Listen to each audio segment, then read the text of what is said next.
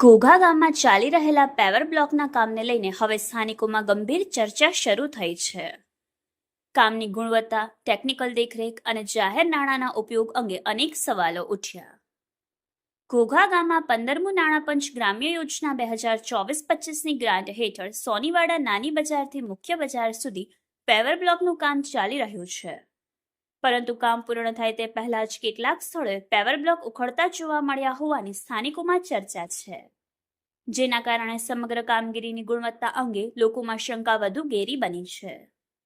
સ્થાનિકોના જણાવ્યા મુજબ કામ મંજૂર એસ્ટિમેટ પ્લાન અને ટેકનિકલ ધોરણો મુજબ કરવામાં આવ્યું છે કે નહીં તેની સ્વતંત્ર અને નિષ્પક્ષ તપાસ થવી જોઈએ. સાથે જ જવાબદાર ટેકનિકલ અધિકારીઓ દ્વારા કામગીરી દરમિયાન નિયમિત દેખરેખ રાખવામાં આવી હતી કે કેમ તે પણ તપાસનો વિષય બન્યો છે.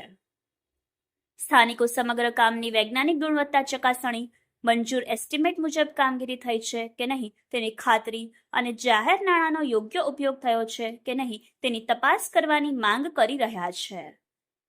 જો તપાસ દરમિયાન કોઈ અનિયમિતતા સામે આવે તો જવાબદાર સામે નિયમ મુજબ કાર્યવાહી કરવાની પણ માંગ ઉઠી રહી છે. આ દરમિયાન ઘોઘા તાલુકા પંચાયતના સભ્ય ઉર્મિલાબા જાડેજાના પ્રતિનિધિ રાજપાલભાઈ જાડેજા, ઘોઘા ગ્રામ પંચાયતના સભ્ય હસનભાઈ સોરઠિયા તેમજ આમ આદમી પાર્ટીના ઘોઘા તાલુકા પ્રમુખ ભરતભાઈ ગોહિલ સ્થળ પર પહોંચ્યા હતા અને કામગીરીનું નિરીક્ષણ કર્યું હતું. તેમણે પણ સમગ્ર મામલે સંબંધિત વિભાગ દ્વારા સ્થળ પર તપાસ કરાવી હકીકતો સામે લાવવાની જરૂરિયાત પર ભાર મૂક્યો હોવાનું જાણવા મળ્યું છે. હાલ આ સમગ્ર મામલો ઘોઘા ગામમાં ચર્ચાનો વિષય બન્યો છે. હવે સંબંધિત વિભાગ તપાસ હાથ ધરે છે કે નહીં અને જો તપાસ થાય તો તેમાં શું હકીકતો સામે આવે છે તેના પર સૌની નજર મંડાઈ રહી છે.